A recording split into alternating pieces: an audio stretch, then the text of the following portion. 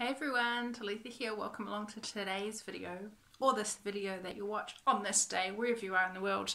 I am founder of Lifeless Locks. I'm just going to slightly adjust you a bit so that maybe I need to sit up a little bit. Okay, I'll kneel for you. I'll kneel for you all. Anyway, I'm founder of Lifeless Locks. My name is Talitha. And today I wanted to talk to you a little bit about dreadlock sizes, bases, and their contribution or potential contribution to dread rot today. So recently I shared a video on my social media around something contributing factors to dread rot and product buildup within the dreadlock itself. This is one of my dreads. If you missed that video, you can find it on my YouTube channel. I don't know if I'll get fancy enough to link it in here, but anyway.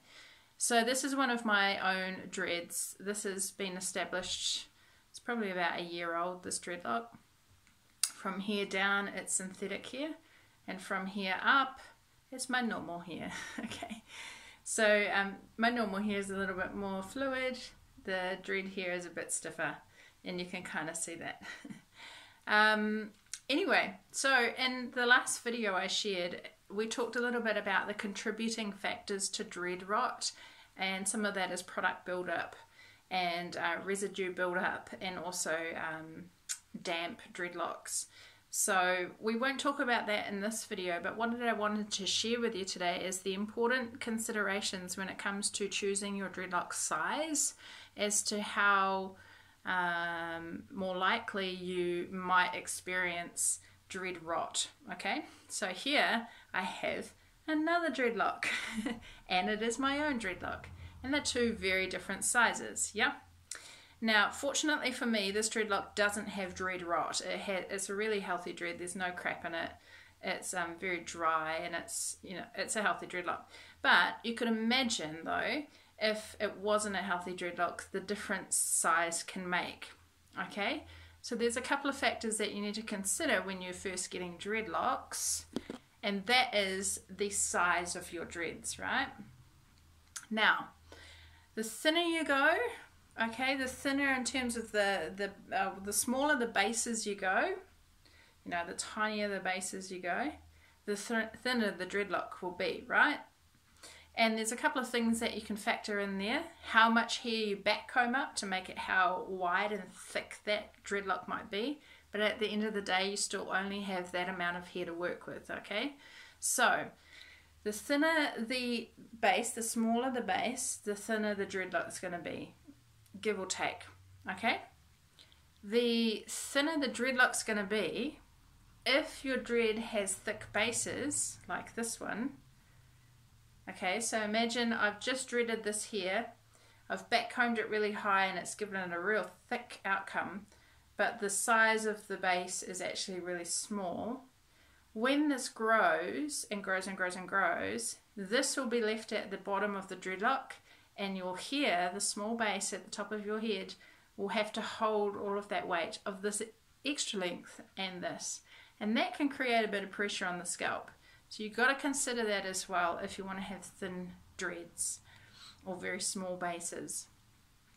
I typically avoid having really small bases and really thin dreads. I kind of like to go sort of that midway, medium size thickness. Well, actually this is probably about a Sharpie thickness, like a Sharpie pen. I don't have one of those on me, but that's probably Sharpie thickness. So that typically seems to be a good midway for, you know, the way that your scalp can hold the dreadlock, to style dreadlocks, you know. It seems to be the size that works the best, because it also dries relatively quickly. If you can imagine a dreadlock like this, or double this width, it will take a long time to try and dry this dreadlock, and probably almost impossible to really dry the inside of the core of the dreadlock, especially if you're not standing there with a hairdryer and you just want to air dry.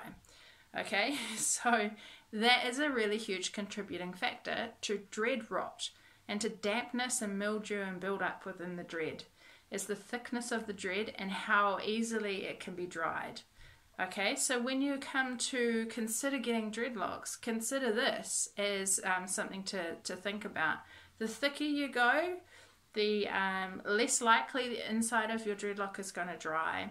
It's also going to mean that you'll have fewer dreads on your head, which might contribute to how you style your hair. It might also contribute to how accessible you can get into the inside of that section of hair, to really scrub in there and make sure that your scalp is clean and you have good hygiene there. So those are some things to consider. I typically advise not to go really thick and fat and to go about Sharpie width, because that's a very good manageable kind of width. In fact, in some of my dreads in here, there are one or two really thick ones. I'll pull out my hair. Like that one there is actually quite thick. That is probably about 2 Sharpie width size. And the base of that one is actually, I won't be able to show you it, but it's actually substantially larger than the rest. So I do actually have a few in there that are relatively decent size, quite meaty. But actually I've had so much hair growth over the year that about that far down is all of my regrowth, and this is the original dreadlock length. So that's my dreadloctician did that amount of hair, and then I've basically maintained my hair over the last year, and that's the regrowth. So you can see that the different techniques that we've used have created different shapes of dreadlocks. But what I was noticing personally is that actually the ends were, as you can see, the bases of some of my dreads are really thin, and the ends are really quite heavy, and so I've had to do some reconstruction on some of mine and added them together. Like this one here, I was just lazy and I just crocheted the 2 dreads together, so it just creates one dreadlock. But if I wasn't so lazy, I would have done what I did on this one, which is combed out the dreadlocks and then reformed the dreadlock and then added the tip of the dreadlock to it. So anyway, that's not what really this video is about today. It's about choosing your dreadlock width and keeping it in mind, how easy are they going to be to maintain? How easy are they going to be to dry your hair and ensure that you can clean in your scalp easily? How easy is it going to be for your scalp to dry? You know, if you have a few on your head, you can pull it apart and allow your hair and your scalp to dry. If you've got only a few massive big ones, it will be harder for that to happen. So those are some of the considerations, and do consider it so that you can keep your hair clean and your dreadlocks free of rot. Okay, I think I've been talking for far too long. If you've enjoyed this video, give it a thumbs up. Comment below with any requests that you wish for me to talk about or to shed some light on. Maybe you've had teachable moments and you want to share those in the comments below as well. And I think that's all. I'll look forward to seeing you somewhere in the digital world. You can find me at lifeforcelocks.com or at lifeforcelocks on Instagram and Facebook. All right, I'll catch you soon. Ciao.